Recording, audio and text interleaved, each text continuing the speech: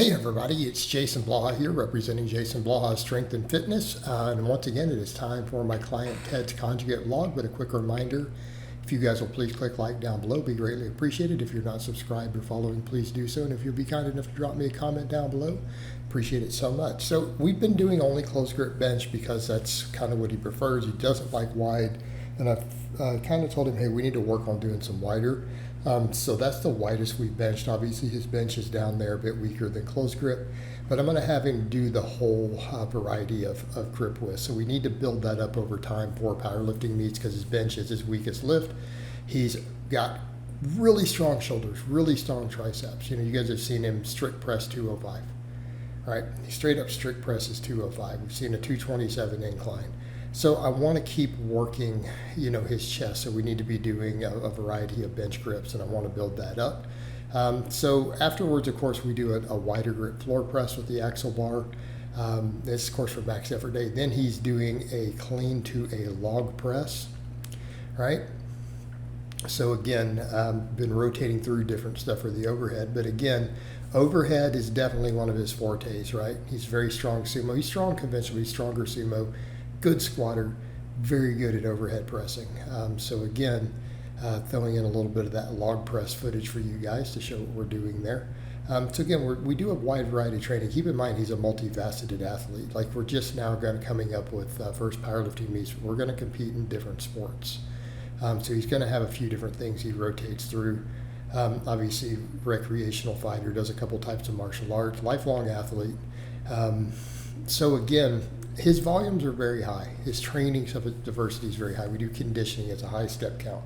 I do remind people when they see what he does, this is the difference between being a lifelong athlete versus someone. If you start working out at 21, 22, you're simply going to be behind the curve. And I'm sorry, that's a reality. And unfortunately, I find even the injury rate can be higher in guys who start later. They just haven't, you've got to spend a lot of time building tendons and things up, and I find this more and more. You know, the longer I coach, you know, you have to force them to do all the time building the tendons up. You have to force them. If they say, "Oh, I don't want to," you have to make them, because guys who don't start training till they're an adult, they just don't have the tendon strength. They don't have the just things that you need from a lifetime of being active. You know, right? Particularly guys who are skinny. Like skinny, sedentary guys have no tendon strength, okay? They have no tendon strength. They usually lack eccentric control. Whereas, and you know, again, guys like Ted, lifelong athlete, you know, we just jump into, you know, a lot of really serious stuff all the time. But also, if you guys, I didn't get a lot of footage from the supplemental work, right? We didn't get the footage from the supplemental work. For max effort day because he didn't get any, but we have some coming up for dynamic effort. So normally, like guys will see me stack that in there, but we only really kind of have the log press and the floor press there. He does other stuff, guys. He does obviously he does pull ups, and we do rows and all that good stuff. All right, but for max effort lower, we're keeping some of the maxes a little reeled in right now for some stuff coming up. So again, he didn't go crazy hard on that safety squat bar, box squat, which again, that's obviously going to be his weakest squat by far. He squats up in the 400s. You know, something like that's going to be closer to 350 right now, and that's okay.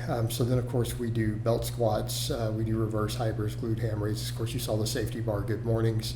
We were doing camber bar for a while, but I've rotated over the safety bar because I want to make sure his upper back and thoracic spine, you know, gets as strong as possible. Also in here, I threw in a clip of his sled work because he does do sled pushing. He does sled backwards. He does sled forward. So he pushes a prowler, then he'll drag a sled backward and stuff too. I think that's the same sled I have that you guys see me use. So again, just showing, you know, again, different conditioning and stuff. He does a fair amount of sled work. We do a fair amount of GPP. It is part of what he does. We want to keep conditioning obviously quite high. So again, he's going backwards with the sled, which again, totally different beast and very, very viable. All right, then we have dynamic effort bench press day, right? So dynamic effort bench press, we obviously use bands, and I have him rotating grips a little bit. So again, speed bench, we try to always use bands on this if we can.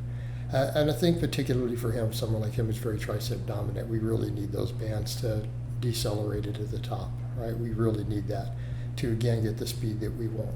So we do that, and then we do his other supplemental work. Now, incline bench I used to do both days, and I'm trying to keep his volumes a little more in check. He loves really high volume, and I have to tell him, look, we have to reel it back a little bit. You do a lot of conditioning, we do a lot of different sports-specific stuff, and we train hard 4 days a week. You know, we can't just do endless amounts of it. So incline bench, I have him do only on his dynamic day instead of another flat press after the speed bench. And, you know, so we stick to just, you know, like a floor press and then an overhead. Usually on the max effort day, dynamic day, I have him do incline though. That's where I let him keep it in. Of course, then I'll show some of his other stuff. We're doing, obviously, weighted pull-ups, right? And we always want to be strong at weighted pull-ups. And I tell this, I want all my guys to be strong at pull-ups. It's something I really, really like to see in Team Blaha lifters. And you guys have seen some guys with some strong ones. Like Doug used to do 2 plates for sets of 5, right? Then I've got him doing some axle bar pen lay rows. Again, building that grip. So again, grip strength is something I'm wanting to work on more and more with him. So we're throwing in the fat bar for the rows. That will build your grip, right? That will absolutely build your grip. And I don't think there's a whole lot of things that will compete with it. There are things that can, but, you know, it's up there near the top of the list, right? And then over here, he's doing some reverse curls with the axle bar. Obviously, we can't do a lot of weight on this, but I think he's got about 50 pounds there because I think it's a 30-pound bar. But the fact that he can even do 50 pounds on it is pretty decent, all things considered, because we're able to rep it out. All right, able to rep it out. And then, of course, we have dynamic effort lower. So we're doing speed boxes. Of course, he's opted out on the bands. There are a lot of setup. So this session, no bands again, just straight weight. So again, this is our very most basic speed block. We rotate through different things in 3-week waves. This is very basic, right? It's just a normal barbell. We just do our 6 doubles, right? And then, of course, we do speed pulls. We're just doing conventional right now against bands. If he has time to set up bands. Bands are very easy to set up on a setup like that. And then, of course, I finish up with reverse hyperextensions. He does other stuff in between, but, you know, the vlogs can only be so long. We do the same posterior chain stuff, you know, that we do on the other day, but then we finish up with reverse hypers. All right, guys, but that's really all I have to say on that today. I hope it's been informative, and I'll talk to you guys and gals next time.